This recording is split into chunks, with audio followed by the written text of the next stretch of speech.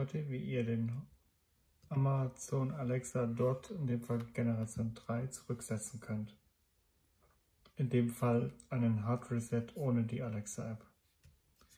Wir haben hier einmal den Home-Knopf und den müssen wir entweder 5 Sekunden oder 25 Sekunden halten. Bei 5 Sekunden könnt ihr zum Beispiel WLAN neu einrichten, falls ihr ein neues WLAN habt, also einen neuen WLAN-Namen.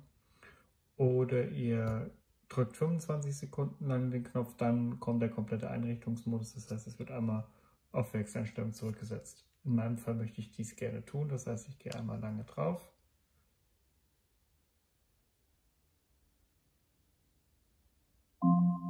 Der Einrichtungsmodus ist jetzt aktiviert.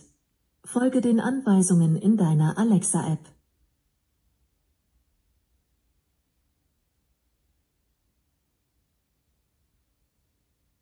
Dein Gerät wird zurückgesetzt.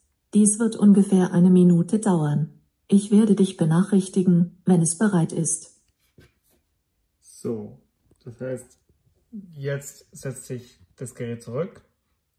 Wie schon von der Stimme gesagt, circa 1 Minute.